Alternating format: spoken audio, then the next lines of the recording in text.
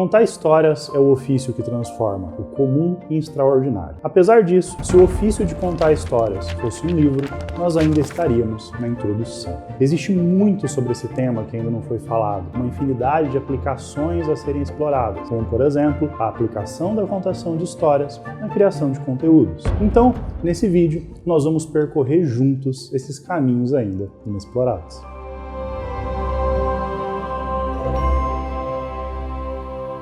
Em 2009, o escritor Rob Walker criou um experimento chamado Objetos Significativos. Ele estava fascinado em torno do conceito de uma palavra que se tornava bastante popular na época, o storytelling.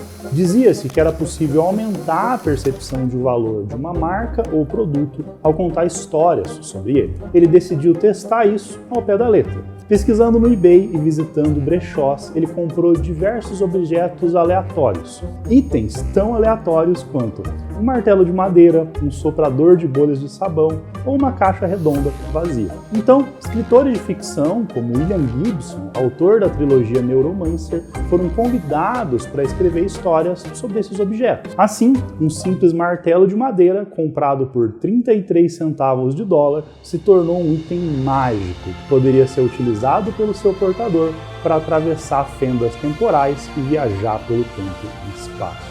Esse item mágico, então, foi vendido por 77 dólares em um leilão.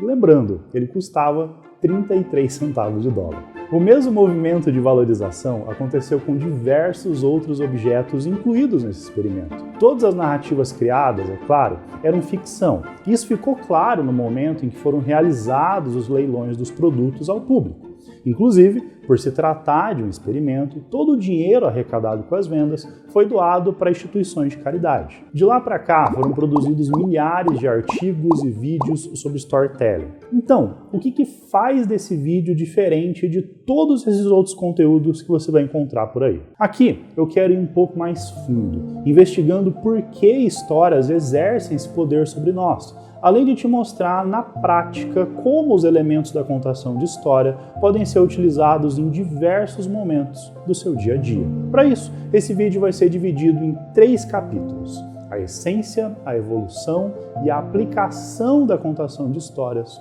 no nosso dia a dia.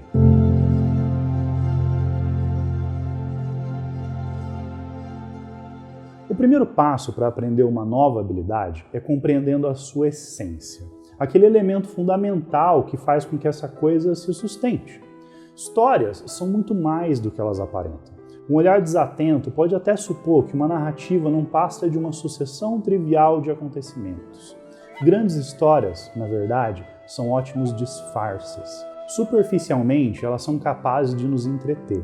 Porém, olhando ali nas suas camadas mais profundas, nós podemos notar que elas nos ajudam a compreender um pouco mais sobre nós mesmos e o mundo à nossa volta. Nós imergimos no mundo ficcional das histórias para aprender a lidar com a realidade que nos cerca, extraindo de lá os instrumentos necessários para interpretar o nosso entorno. Histórias infantis dão a base para nós compreendermos e lidarmos com questões essenciais para o nosso crescimento, como a importância das relações parentais, a alegria do sucesso e as contrapartidas inevitáveis da vida, como a iminência da morte ou a existência da maldade.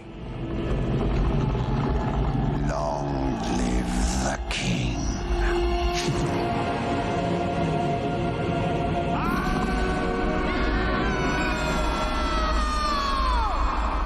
Histórias adultas, por sua vez, fortalecem esses conceitos aprendidos na infância e os valores que nós precisamos para construir uma comunidade mais justa, como a importância da amizade e do companheirismo.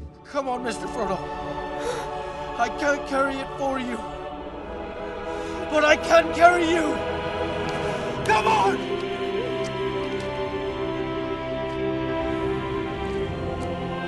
Nem toda história, é claro, tem o dever de nos ensinar alguma coisa, mas aquelas que são mais memoráveis costumam ter isso em comum. E por esse motivo, elas se tornam parte fundamental da construção da nossa identidade, pessoal e coletiva. As histórias que nós consumimos dão contexto ao mundo que nós experienciamos, tanto o interior quanto o exterior, influenciando como nós enxergamos essas duas realidades. Histórias, em outras palavras, são as nossas mais antigas companheiras e também as nossas primeiras professoras. Por isso, elas costumam ativar essa nossa memória afetiva e nós tendemos a prestar mais atenção quando nós as escutamos, porque nós acreditamos que algo importante está sendo dito. Logo, se você tem uma mensagem e quer muito que alguém escute, transmiti-la usando elementos da contação de histórias é uma forma bastante eficaz. No entanto, histórias não são naturalmente interessantes. Se fossem, todo livro seria um best-seller e todo filme um sucesso, o que não é o caso. É simplista pensar que basta começar a contar uma história para que todos nos deem ouvidos, bem como acreditar que basta seguir uma ou outra estrutura, como a clássica jornada do herói, para que tudo se torne automaticamente interessante. Na verdade, como criar histórias interessantes é a pergunta que mais intriga contadores de histórias há anos.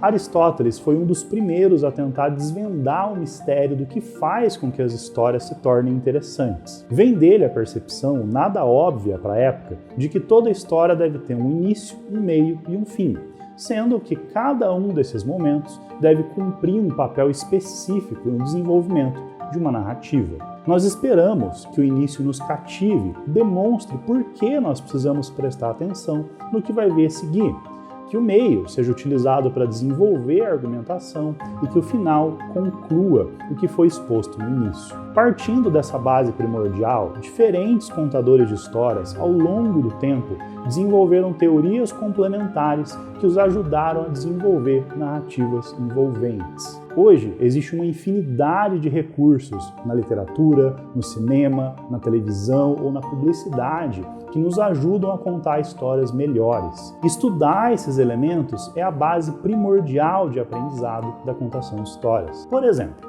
se o início de uma história é o responsável por fazer com que o público preste atenção, descobriu-se que utilizar a curiosidade é um elemento eficaz nesse sentido.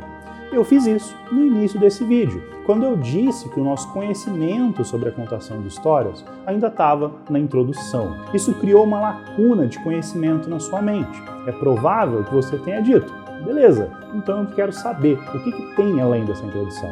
E se você chegou até aqui, muito provavelmente é porque a curiosidade te manteve preso ao vídeo. Existem diversos princípios semelhantes a esses. Então eu vou dar um outro exemplo. Roteiristas americanos descobriram que projetar finais abertos, onde um personagem cai em uma nova enrascada minutos antes do encerramento do capítulo, atraía as pessoas para o capítulo seguinte. Essa técnica foi apelidada de cliffhanger, ou gancho em português. Existe também o clássico plot twist, aquele momento em que a história tem uma reviravolta inesperada e nos deixa impressionados com o que vem a seguir. Eu chamo esses elementos, como a curiosidade, o gancho ou o plot twist, de blocos de construção. Toda história que você ama é composta pela união de diversos desses blocos de construção. Um pouco de curiosidade aqui, uma pitada de mistério ali, um plot twist perto do fim. Em essência, quanto maior o nosso domínio sobre esses blocos de construção, compreendendo a sua finalidade e o seu efeito, mais fácil se torna utilizar a contação de histórias no nosso dia a dia, das maneiras mais criativas e diversas.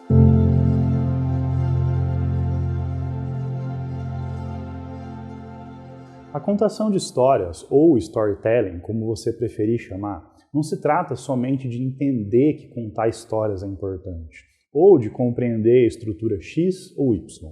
A contação de histórias trata, acima de tudo, de dominar os blocos de construção que fazem com que histórias sejam interessantes. Assim, nós nos tornamos capazes de aplicar esses blocos na criação de conteúdo, na criação de uma apresentação de vendas, em uma peça publicitária ou em qualquer que seja o seu desafio criativo. Para nos ajudar nessa tarefa, existe uma ferramenta chamada Plot.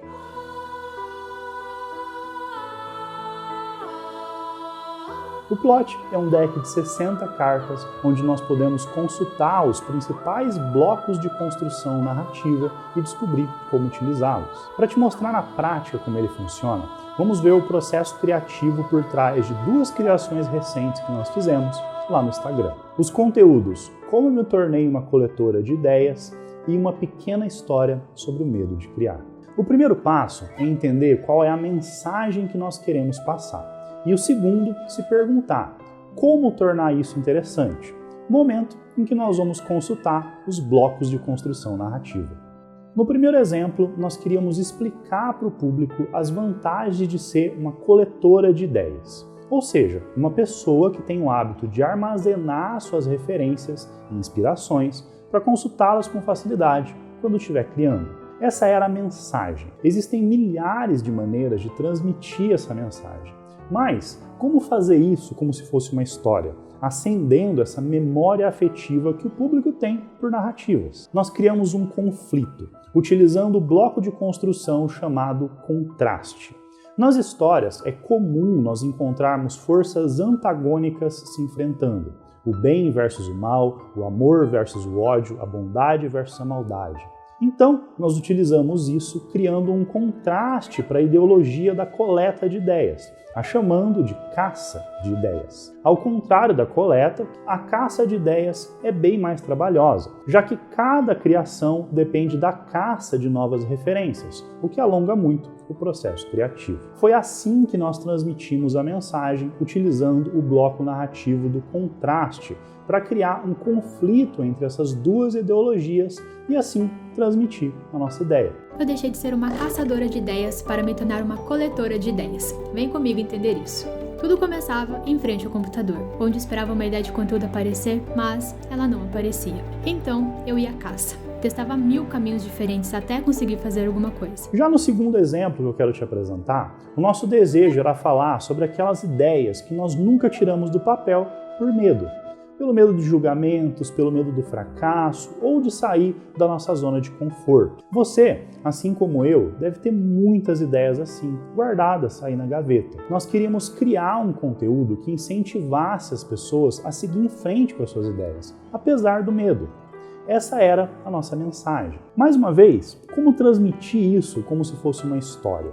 Como fazer com que essa mensagem realmente toque o público? Em histórias, existe um recurso chamado personificação. Ela responde algumas perguntas do tipo: e se os brinquedos tivessem vida? E se os animais agissem como pessoas? E se objetos inanimados fossem os nossos melhores amigos? A personificação é um bloco narrativo muito utilizado por contadores em busca de histórias incomuns e memoráveis, onde elementos inanimados ganham características humanas ou mesmo vida. No nosso caso, o pensamento foi: e se essas histórias que a gente abandona na gaveta pudessem falar conosco? O que elas diriam? Então, da interação entre uma ideia abandonada e a sua criadora, a nossa história ganhou forma. Eu acho que se pudessem, nossas ideias abandonadas diriam: os outros não se importam tanto assim. Não me esqueça aqui por causa deles. Mas principalmente, sou uma parte sua querendo vir ao mundo. Não ignore isso. Contraste, conflito, personificação, curiosidade, gancho, plot twist. Veja só tudo o que é possível fazer só com esses alguns exemplos que eu te dei. Storytelling é muito mais do que utilizar essa ou aquela estrutura narrativa. A contação de histórias está em todo lugar, da forma como você escreve os seus títulos, a maneira como você transmite a sua mensagem. É um tema tão amplo que, obviamente, seria impossível esgotar ele em um único vídeo. Por isso, a partir de hoje, esse canal vai ter vídeos periódicos dedicados à contação de histórias. Juntos, nós vamos aprender como construir títulos instigantes, como construir narrativas cativantes e como projetar a nossa voz para o mundo. Para isso, a única coisa que eu te peço em troca é que você se inscreva no canal e comente aqui embaixo o que você achou desse nosso primeiro vídeo. Eu vou adorar saber a sua opinião. E se você quiser receber um plot igual a esse aí na sua casa, é só conferir o link que está na descrição desse vídeo. Combinado? Muito obrigado por assistir até aqui. Até a próxima. Tchau!